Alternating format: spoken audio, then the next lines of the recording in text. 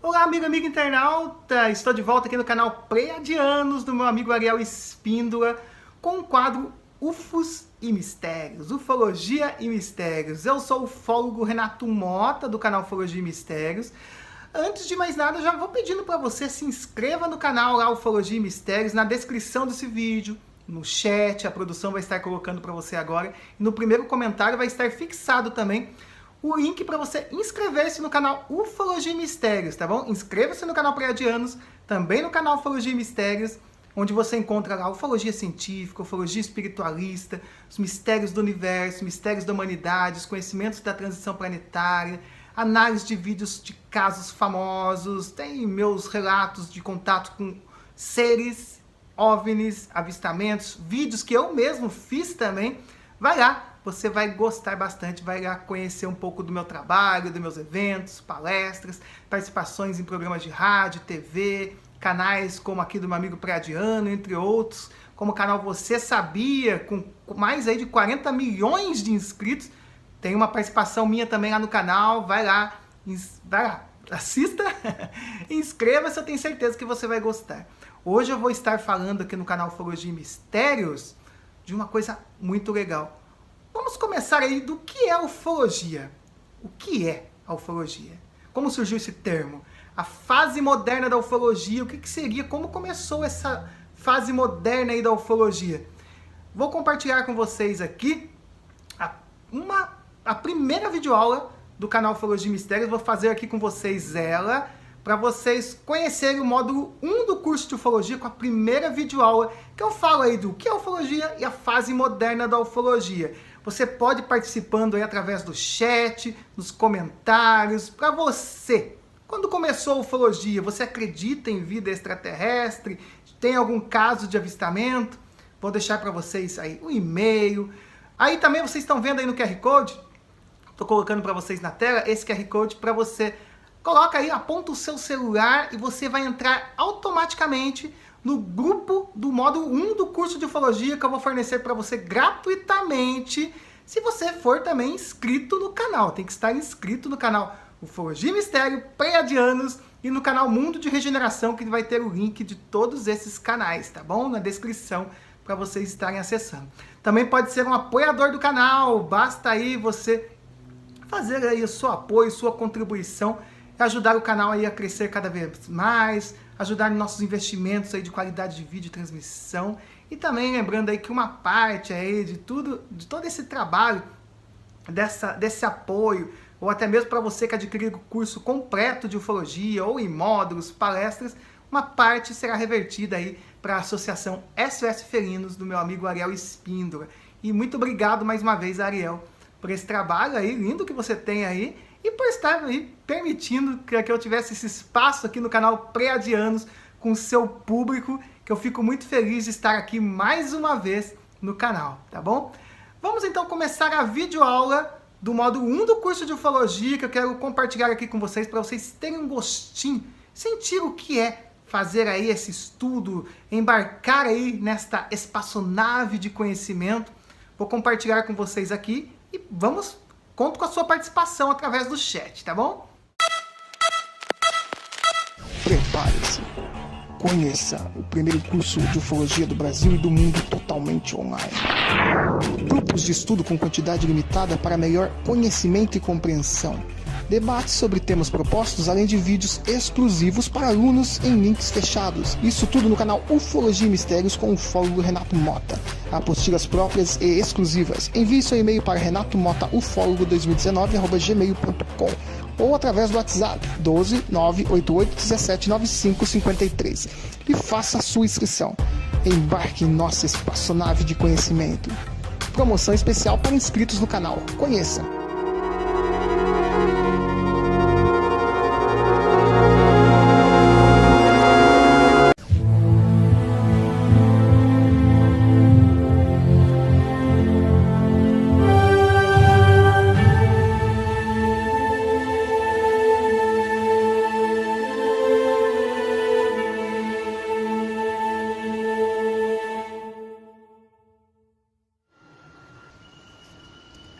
Olá, querida aluna, estamos aqui mais uma vez com o módulo 1, aula 3 do curso de ufologia. O tema de hoje é fase moderna da ufologia, do nível 1 do curso.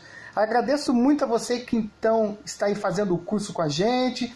Mais uma aula, chegamos à aula 3. Muito agradecido por você pela participação sua no curso, tá bom? Muito feliz mesmo com a sua participação. Tenho certeza que o curso está sendo muito proveitoso para você e pode ter certeza que muito mais conhecimento ainda está por vir. Agradeço mesmo de coração a presença sua aqui no módulo 1, aula 3 do curso de ufologia.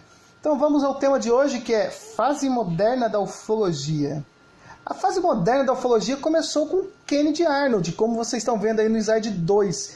Foi no dia 24 de junho de 1947, quando Kennedy Arnold ele pilotava o seu monomotor a quase 3 mil metros acima das montanhas de Cascade, de Washington, quando ele avistou 9 objetos que se deslocavam a altíssima velocidade.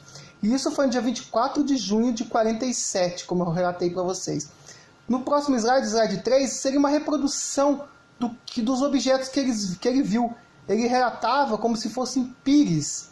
Ele relatou-se como se fossem pires voadores. E esses objetos voavam em fila, sabe? Eles voavam em formação. Então, aquilo chamou muita atenção de Kennedy Arnold, porque eles voavam em forma de esquadrilha, né? Como eu falei para vocês, eles voavam em formação. Aí no slide 4, vocês estão vendo aí o jornal da época que saiu. 2 dias depois, saiu uma matéria falando sobre o que aconteceu. Falando do avistamento de Kennedy Arnold, né? E ele falava que os objetos voavam a uma velocidade de mais de 1.200 milhas. Isso aí daria quase 6.000 km por hora. Olha a velocidade que seria desses objetos. E aí do lado direito, nesse mesmo slide, vocês estão vendo aí uma pequena reprodução do avistamento de Kennedy Arnold. Ele relatando como que seria esses objetos. Não seria um círculo completo, vocês estão vendo? Seria quase como se um formato de bumerangue. Ou então, como vocês estão vendo, nas pontas, uma certa inclinação nas pontas. Olha que interessante, né, que foi esse avistamento. E aí começou tudo, o início da fase moderna da ufologia, como vocês estão vendo no slide 5 aí, mais uma reprodução do que ele teria visto, aí lembra muito mesmo um bumerangue, né? E aí começa a fase moderna da ufologia, então, no dia 24 de junho de 1947. No slide 6, que vocês estão acompanhando aí, quando pediram para que ele descrevesse os objetos, ele disse que pareciam lanchas em mar agitado, ou a cauda de uma pipa ao vento. Depois ele disse, voavam como um disco que deslizava sobre a água. Parecia, sabe quando vocês jogam uma pedra sobre a água, que ela fica pulando, flutuando, né? Ela não chega a encostar? Mais ou menos aquilo que ele tentou descrever. Na foto aí seria ele com o avião que ele voava na época, o monomotor. Foi quando ele teve esse avistamento. E aí começou a fase moderna da ufologia com Kennedy Arnold. Um dos relatos também muito famosos nessa época da fase moderna da ufologia foi quando começou os famosos Foo Fighters. O que seriam Foo Fighters? Foo Fighters seriam bolas de luzes que eram relatadas durante a Segunda Guerra Mundial, e essas bolas de luzes perseguiam os caças durante a guerra. Inúmeros pilotos relataram o avistamento dessas bolas de luz durante a Segunda Guerra Mundial. E essas fotos que vocês estão vendo são fotos reais desses Foo Fighters, desses objetos. Seriam, na verdade, sondas, né? Vocês vão ver como parecem muito com as sondas, por exemplo, com os objetos que apareceram em Capão Redondo, que eu vou falar aqui para vocês, como a Noite dos OVNIs. Enfim, seriam bolas de luzes, porque não dá nem para se ver a forma. Ou melhor, se era algo material, algo físico, a cor, não. O que se viam eram bolas de luzes. E essas bolas de luzes, conhecidos então como Foo Fighters, ficava acompanhando os pilotos durante o voo. Olha só que caso impressionante, né? Isso no slide 7. No slide 8, começamos então falando dos casos famosos de avistamento de OVNIs. Eu acredito que vocês tenham lido a apostila. Quem não leu ainda, leia, porque ali tem os casos, alguns dos casos famosos, e aqui no slide eu complemento com alguns que eu acrescentei. Vou falar um pouco dos que estão na apostila e também vou falar um pouco de outros casos também muito famosos que ficaram conhecidos nessa fase moderna da ufologia, que começou, como eu falei para vocês, com Kenneth Arnold em 24 de junho de 47, e ali foi uma enxurrada de avistamentos até hoje. Mas não esqueçam, como vocês viram na aula de ufarqueologia, os OVNIs, essas sondas, naves, seres extraterrestres foram vistos desde a antiguidade. Então não é algo que começou na fase moderna. É fase moderna porque é o que começou a ser relatado a partir dessa época. Mas os relatos, na verdade, sempre existiram, né? Até na apostila fala aí do caso da revista O Cruzeiro, onde a revista O Cruzeiro forjou, né, avistamento de OVNI, né? Então, para vocês verem como tem que também tomar muito cuidado com as informações que chegam. Mas esses casos que eu estou falando para vocês, que eu vou falar agora, são casos comprovados, tá? Casos estudados, bem documentados, até mesmo por militares. Na grande maioria, acho que acredito até que todos aqui que eu vou relatar para vocês, com exceção de Capão Redondo, todos os casos são casos documentados por militares. Então olha a diferença disso tudo, entendeu? Vamos aqui ao slide número 9, começando aqui com um caso muito famoso que ficou conhecido como Caso Trindade no Brasil em 1958, com Almiro Baraúna. O que seria esse caso? O almirante Saldanha, essa foto foi tirada na Ilha da Trindade, feita por Almiro Baraúna, almirante Saldanha, das Forças Armadas Brasileiras. Olha para vocês verem essa foto, que interessante. Foi um objeto que foi fotografado por eles, um objeto gigantesco que foi fotografado e visto por vários marinheiros da tripulação do barco que eles estavam, testemunhado e foi documentado em fotos esse avistamento. Mais fotos reais aí da época. O objeto está bem ao fundo, como vocês estão vendo, mas no zoom eu vou mostrar para vocês daqui a pouco. O objeto foi fotografado. A extinta e saudosa, mais uma vez, a revista O Cruzeiro. Só que aqui não, aqui já foi um caso de informação, não de desinformação. A extinta e saudosa revista O Cruzeiro, em sua edição de 8 de março de 1958, trouxe uma matéria especial sobre o caso da Ilha de Trindade, muito bem detalhado. As fotografias de Almiro Baraúna é um documento resgatado pelo pesquisador Antônio Unels, datilografado por Baraúna em janeiro de 1967. No slide 12, aí está um recorte do jornal na época, ó, as sensacionais fotos cujos negativos pertencem com exclusividade à revista O Cruzeiro tiveram mais ampla repercussão na imprensa. Olha como foi noticiado esse caso na época. Disco voador visto e fotografado. Por 3 vezes o disco voador pousou sobre a Ilha de Trindade. Fotografado disco em Trindade. Olha como foi muito bem documentado também pela imprensa na época. Oficiais, marinheiros e civis que foram testemunhas. Esses são os marinheiros que na época, junto com o almirante Baraúna, foram testemunhas desse famoso caso que aconteceu na Ilha de Trindade. Olha para vocês verem as fotos agora com zoom.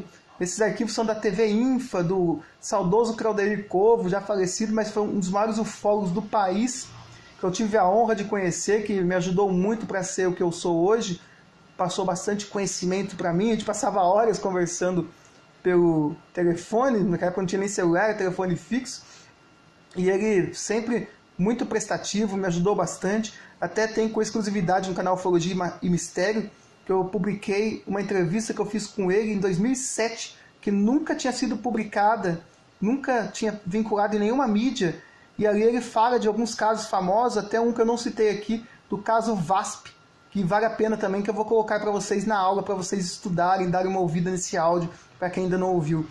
Aí no slide 14, a primeira foto do objeto e o close da primeira foto. Olha que incrível esse objeto. A segunda foto do objeto e com close a segunda foto do objeto. No slide 15, a terceira foto e a terceira foto com zoom para vocês verem aí, ó. É a quarta foto e a quarta foto com close mais uma vez. Interessante, sabe, desse caso que teve para tentar desacreditar o caso mais uma vez, né? Há uns anos atrás, acredito que deve ser em torno de uns 5, 7 anos atrás, o Fantástico fez uma matéria tentando desacreditar esse caso, falando que, na verdade, o almirante Baraúna fez esse efeito aí com 2 colheres, uma sobre a outra. Mas dá para ver claramente que não tem nada a ver com isso daí. Os recursos negativos foram muito bem estudados na época, não teve nenhum tipo de alteração, não foi forjado isso daí, teve inúmeras testemunhas, e esse caso ficou muito famoso mesmo, e dá para se ver claramente no zoom que realmente é um objeto em forma de disco muito bem visível para todos ali, e números, no mínimo ali foram, conforme o slide 13 mostra lá, no mínimo ali foram 7 pessoas que testemunharam esse caso. No slide 16, o amigo Baraúna bateu as poses, olha aí nessa foto, mostra o ângulo que ele tirou as fotos. Ó. Bateu 6 poses do filme na ocasião. A tripulação estava em estado de histeria com o avistamento e infelizmente em 2 poses o obturador da câmera foi acionado sem que o UFO estivesse focalizado, pois os militares corriam pelo convés e acabaram esbarrando em Baraúna. Mas mesmo assim ficou um registro histórico aí, que muitas pessoas nem sabem desse caso, mas esse caso aí da Ilha de Trindade, mais uma vez no slide 17, aí, no close a foto, é um objeto incrível que foi fotografado. Realmente esse registro é maravilhoso mesmo. No slide 18 vamos entrar no caso Roswell, o famoso caso Roswell. No slide 19, continuando aí, ó, o caso Roswell foi um incidente que aconteceu que diz respeito a uma série de acontecidos em julho de 1947 que aconteceu esse caso. Esse caso fala na apostila, quem leu aí a apostila está bem mais detalhado, mas assim, basicamente foi esse do avistamento, né, que aconteceu da queda de um OVNI, na verdade, e o Major Marcel, que aparece nesse slide aí, na foto, ele, primeiramente, ele recolheu pedaços da nave, teve acesso aos pedaços da nave que caiu em Roswell, tinha seres ali que morreram durante a queda, acredite-se até que pelo menos um deles estava vivo ainda, e na ocasião o exército afirmou que realmente caiu uma nave, eles falaram com todas as palavras, disco voador. E menos de 24 horas depois, o Major Marcel foi obrigado a tirar essa foto. A neta dele reafirma isso, fala que o avô dela contou isso para ela inúmeras vezes, que ele foi obrigado a tirar essa foto para desmentir o caso, para que o caso não fosse espalhado para a imprensa, muito menos para a população. Não sei se é com medo de causar histeria, medo ou pânico, ou, na verdade, ali, como vocês podem ver, começou toda uma fase de acobertamento, desde do Kenneth Arnold. Podem ver que foi em torno de dias depois que aconteceu o caso de Kenneth Arnold, que deu início da fase moderna da ufologia. O caso Roswell foi dias depois do ocorrido, ó, também, ó, julho de 47, tá vendo? Foi onde caiu a famosa nave na cidade de Roswell, no Novo México, nos Estados Unidos. No slide 20 vocês veem um jornal da época que rapidamente noticiou que um disco teria caído no rancho em Roswell, e como eu falei para vocês, 24 horas depois, aproximadamente, o exército veio tentar desmentir tudo. Olha a política de acobertamento que o exército faz. No slide 21, a famosa Operação Prato. O que foi a Operação Prato? A Operação Prato foi um momento em que objetos eram vistos na região de Colares. Esses objetos atacavam as pessoas, luzes atacavam as pessoas, que ficaram conhecidos como luzes chupa-chupa, luzes vampiras, ou seja, chupa-chupa por quê? Porque quando tocava essa luz atingia as pessoas, geralmente do lado esquerdo, próximo ao peito, ali ficavam pequenos furinhos e ali tinha a coleta de sangue das pessoas. Então foi um caso que aconteceu entre setembro e dezembro de 1977.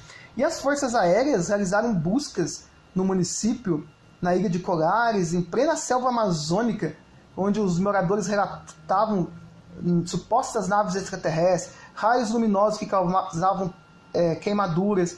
E a Operação Prato recolheu em torno de 130 avistamentos de OVNIs por militares e civis. Foram em torno de 500 fotografias e em torno de 16 horas de filmagem.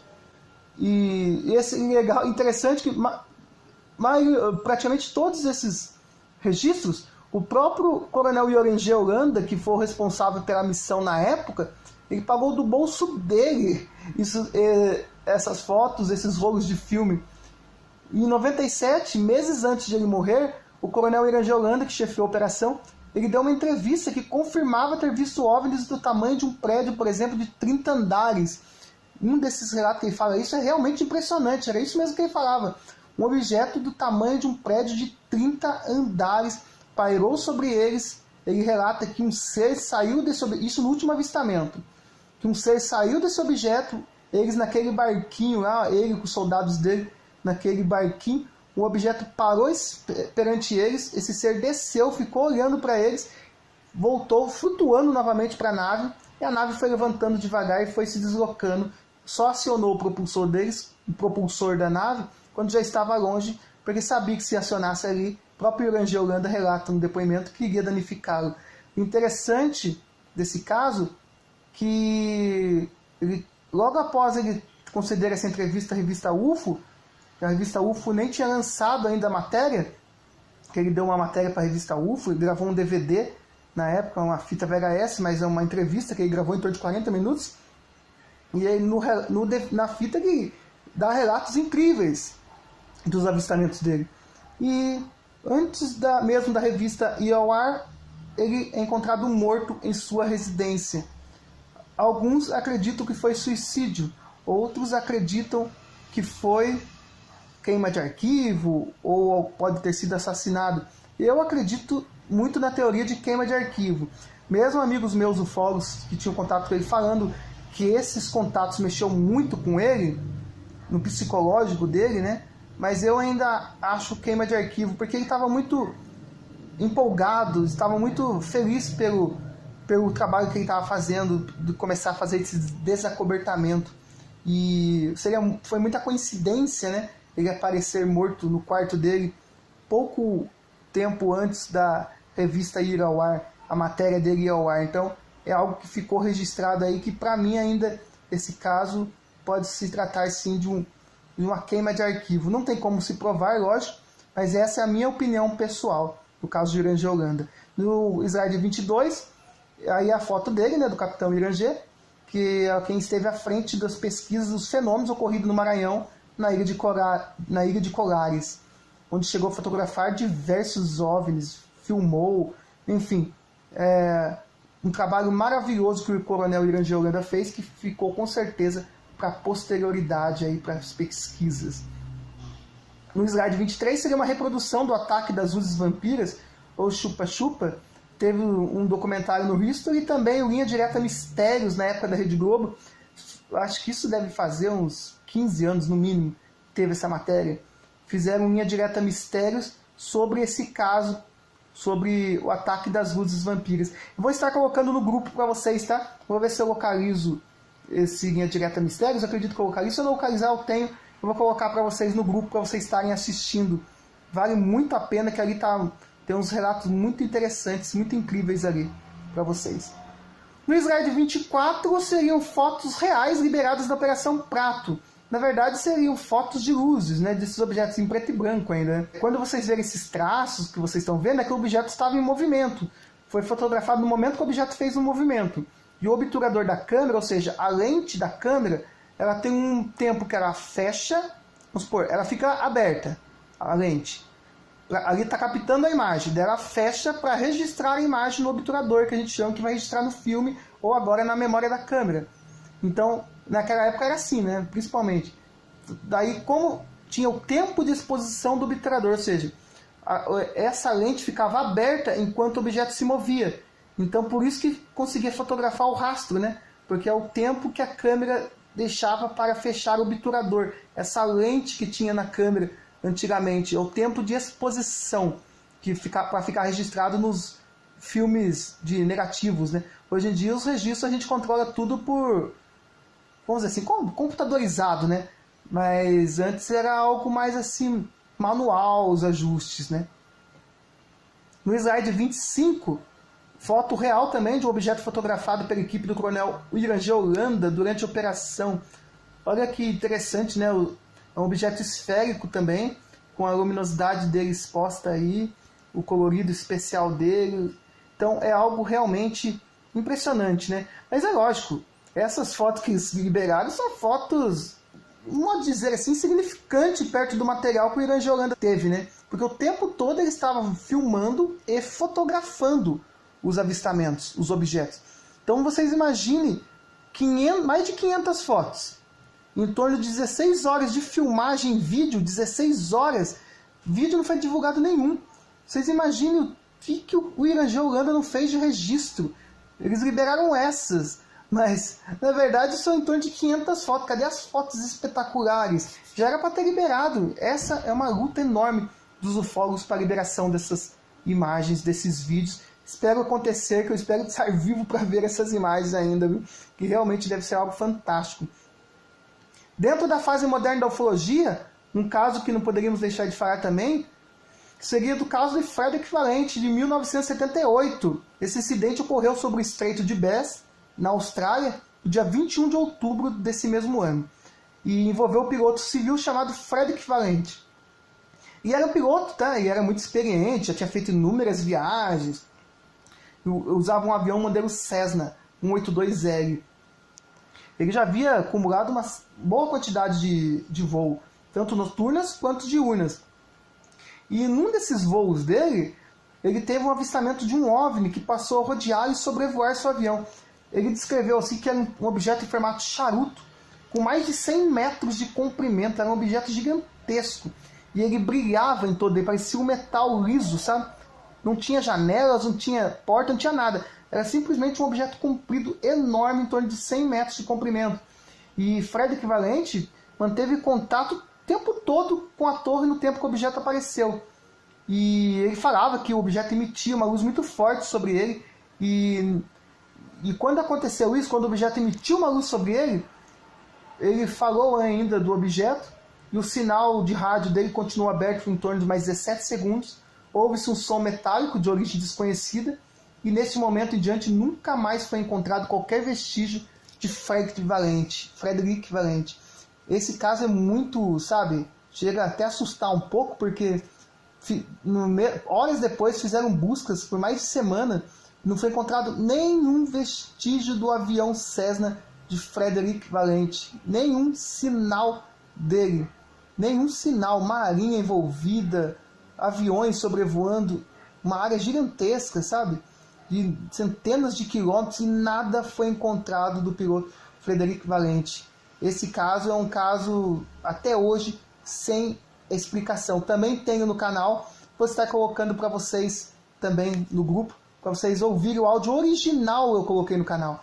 O original da conversa de Frederick Valente tem esse momento que fica aberto o canal, esse som estranho, e ele para de falar depois desse som. É algo que chega até a assustar um pouco, viu? Realmente esse caso é muito impressionante.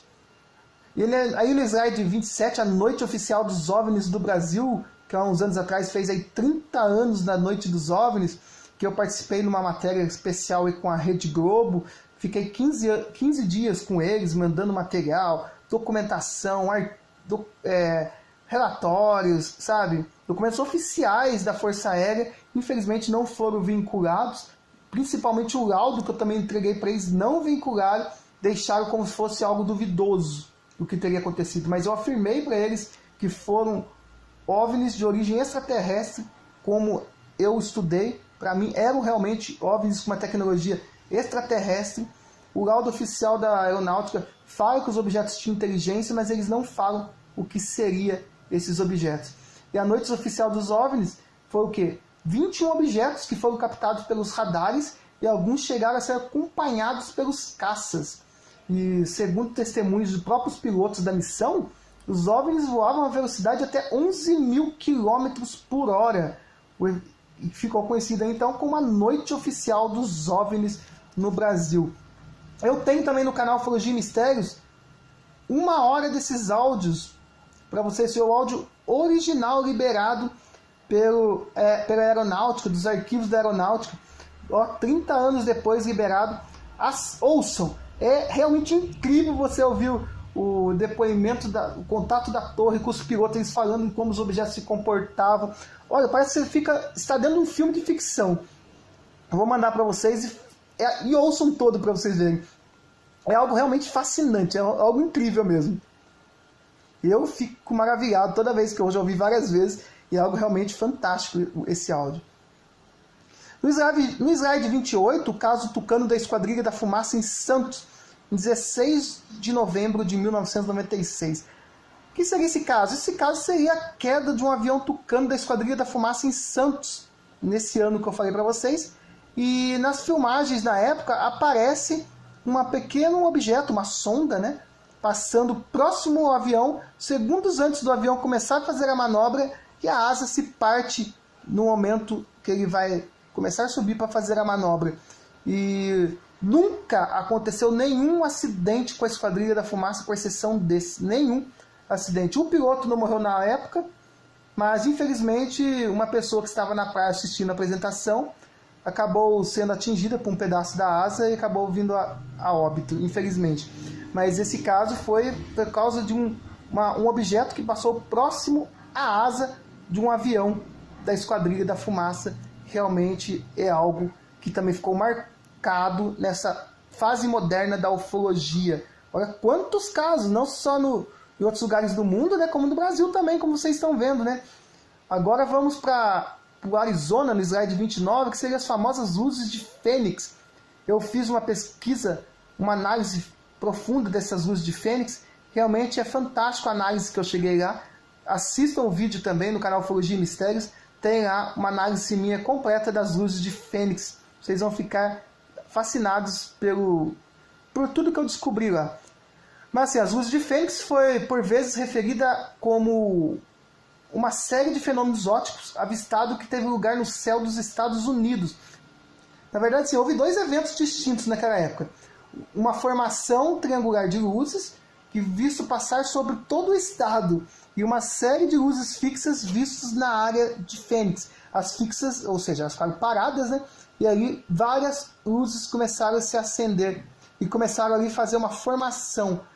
O vídeo é incrível, como eu falei para vocês, tem aqui no canal Ufologia e Mistérios. Estarei compartilhando para vocês o vídeo para vocês estarem assistindo. Foguetes sinalizadores soltados de aviões, caças, mas na verdade, lógico que não era, porque se fossem sinalizadores durava apenas poucos segundos e eles iam descendo até se apagar. Essas luzes ficaram muito tempo ali acesas, paradinhas no mesmo local, no mesmo nível, no mesmo alinhamento. É algo fantástico também o caso das luzes de Fênix. Ainda em 97 foi um ano cheio de acontecimentos. Teve também o caso de Capão Redondo, onde dezenas de testemunhas testemunharam um objeto conhecido como uma sonda ufológica. Esse menino aí do slide que vocês estão vendo, slide 30, é o Alan de Oliveira. Ele que acabou presenciando essa sonda, ele acabou pegando a câmera do pai dele e fez, para mim, um dos melhores registros de OVNIs da história que nós temos. Impressionante, numa época que não existia drones, não existia nada disso. Claudio Couve fez uma pesquisa muito interessante, profunda nesse caso. Na época chegava a falar em pipas com luzes. Olha que absurdo, mas o objeto ele anda no meio de fios, de poste, passa próximo à população, vai, volta. É algo incrível. É incrível mesmo. Também tenho aqui no canal Ufologia e Mistérios uma análise profunda desse vídeo, também impressionante, e vou estar colocando para vocês. Peço para que vocês assistam, que é um complemento maravilhoso para esse tema. As flotilhas no México, que aconteceu no ano de 2006, e outros lugares do mundo também, como o México, Bolívia, Argentina, Venezuela, Peru, e parece também até na Europa chegou a aparecer esse fenômeno. Eram centenas de objetos esféricos voando nos céus. Centenas. Tem vídeos desses objetos voando. Centenas. Tem um vídeo que parece em torno de 500. Na época foram falados que eram balões de gás. Mais uma vez também não eram balões de gás. Pelo movimento que os objetos faziam, eles voavam em formação. Então foi mais um registro fantástico aí também, ó, no slide 32, vocês verem até melhor. Olha quantos desses objetos. Eles faziam movimentos independentes, ou alguns andavam em sincronismo. Olha, fantástico. Não tem nada a ver com bexiga ou balões, no slide 33 é ampliado. Olha quantos objetos? Quantos? Isso totalmente registrado, viu? Totalmente registrado. No slide 34, falar um pouco para vocês da área 51 que tem na apostila, que é o nome conhecido na base aérea de Groom Lake, que por muitas décadas o governo não admitia, né? E só admitiu a existência dela em 1994. Até então o pessoal só dizia que passava de uma lenda, mas hoje com toda essa tecnologia, imagens de satélite, o governo não teve como negar mais a existência da área 51 e acabou admitindo, né? E lá é feito inúmeros testes de armamentos secretos, desde o ano de 1954. Diariamente, 500 pessoas aproximadamente, entre técnicos, pessoas de apoio, cientistas e militares, embarcam no aeroporto de Las Vegas com destino ao local, no avião Boeing, sem qualquer tipo de identificação. Tem vídeos desse avião pegando as pessoas num aeroporto, numa parte restrita. Já tem documentário que mostrou isso aí. É muito interessante a gente ver, viu? E aí no slide 35, uma imagem aérea de satélite da famosa Área 51. Essa imagem está desatualizada até de 2005. Deve ter já muito mais construções do que isso. Isso sem contar em níveis subterrâneos, viu? Que a Área 51 também tem os níveis subterrâneos dela também. No slide 36, uma figura que ficou muito famosa foi Bob Lazar, Robert Lazar, conhecido na ufologia como Bob Lazar. Ele afirma ter trabalhado durante 5 meses na base aérea, a partir de dezembro de 88. Ele deu depoimentos para a televisão em maio de 89. Ele usava um nome falso na época, porque não queria se identificar, né? E revelou que o governo dos Estados Unidos estava pesquisando 9 discos voadores e tentava adaptar a tecnologia alienígena aos seus projetos. Ele declara também que sua mulher e ele receberam inúmeras ameaças de morte após isso. Evitando correr mais riscos, em novembro ele decidiu aparecer em público. Tipo assim, é bom eu aparecer porque quando você fala e está exposto, eu acho que na verdade você está mais protegido, né? Desse tipo de situação, né? Bob Lazar descreveu um lugar secreto, conhecido como S4, próximo ao lago Papoose, no interior da Área 51, onde as naves alienígenas eram guardadas. Ele explicou ainda que fazia parte de uma equipe de 22 engenheiros que eram contratados para estudar os sistemas de propulsão dos discos voadores. No slide 37 ele dá uns relatos, por exemplo. Ele fala assim que as naves que ele pesquisou não possuíam juntas aparentes, nenhuma solda, parafuso ou rebite. As bordas de todos os elementos eram arredondadas e suaves, como se tivessem sido feitas com cera quente e submetida a um rápido processo de resfriamento. De acordo com seu relato, havia troneiros, arcos, delicadas cadeiras de somente 30 centímetros de altura.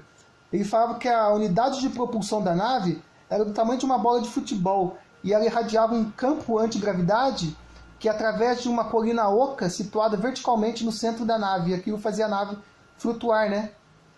Lazar teve acesso ao memorando que confirmou suas suspeitas, informações sobre OVNIs, inclusive de autópsias de seres extraterrestres pequenos, seres cinzas com grandes cabeças calvas, os famosos Greys, né? Afirmava-se que os alienígenas eram provenientes da galáxia Zeta Reticuli, e era citado como um incidente ocorrido em 1979, no qual alienígenas mataram vários militares e cientistas da base. Esse caso aconteceu, e é um caso documentado.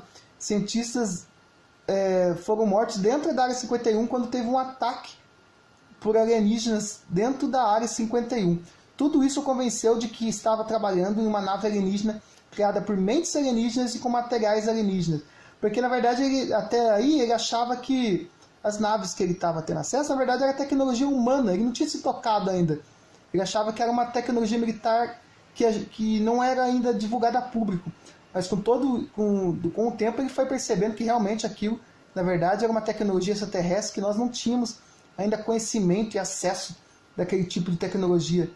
E até Lazar, na época, também descobriu um novo elemento químico. Na época ele já falava do elemento químico, e esse elemento químico foi agora há pouco tempo descoberto, e Bob Lazar já falava naquela época do elemento químico. Olha, tá vendo que interessante esse relato também?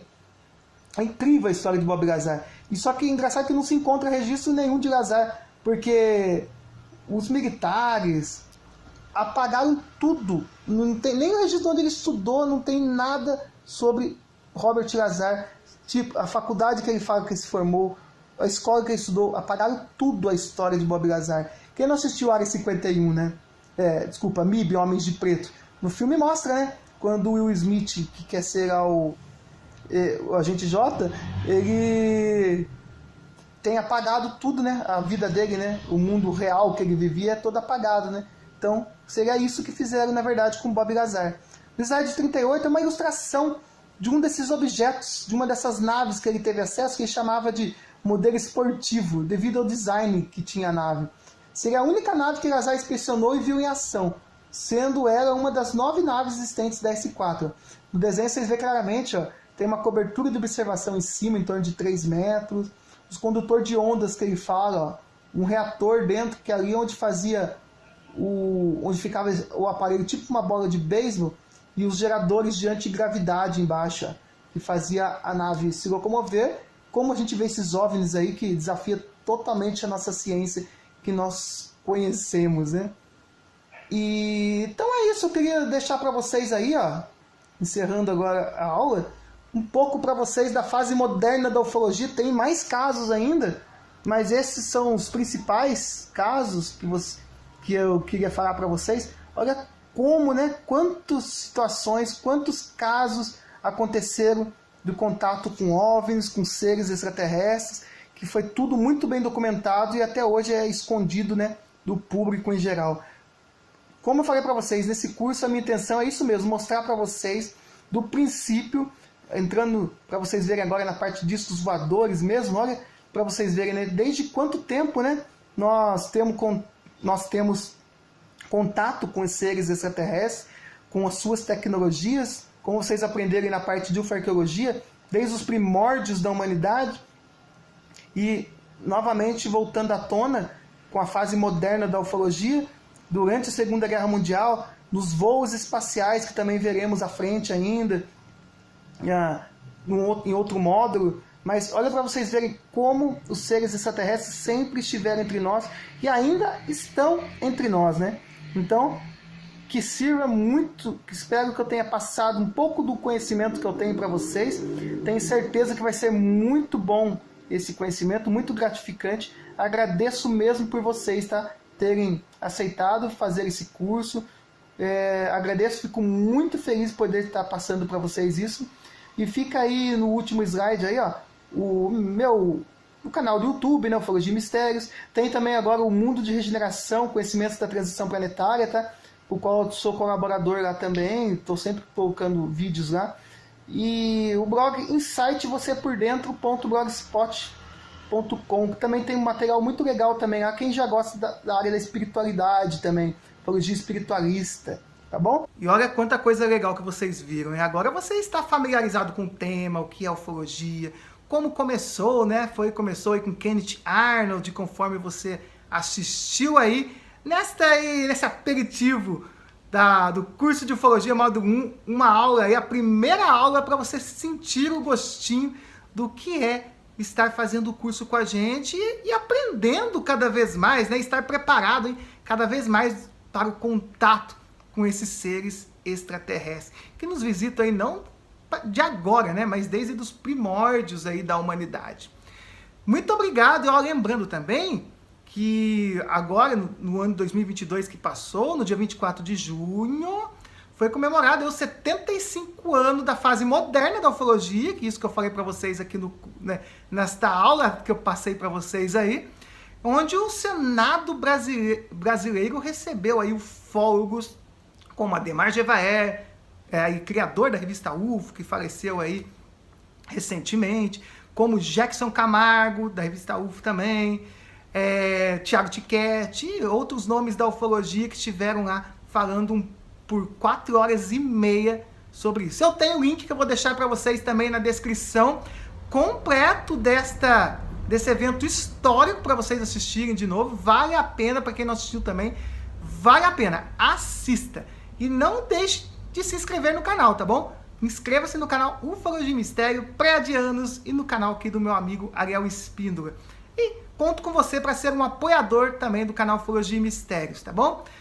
Quer fazer o curso de ufologia? Gostou da aula? Vocês estão vendo aí na sua tela o QR Code. Também na descrição tem o link para você entrar direto no grupo do WhatsApp, tá bom? Se você achar melhor entrar por link direto, clica aí no link, você já cai direto no grupo e eu já mando para você lá no grupo todas as videoaulas do módulo 1 para você estar assistindo às aulas e um certificado de declaração de conclusão do curso no final. Olha, tudo isso é um presente especial para você que está me assistindo aqui agora, o fólogo Renato Mota, meu amigo Ariel Espíndola, Pleiadianos, por ter cedido esse espaço mais uma vez, e você que ficou até o final desse vídeo aqui, para estar assistindo ao vivo com a gente, você está assistindo gravado, agradeço. E as perguntas que foram deixadas aqui, responderei no próximo vídeo, tá bom?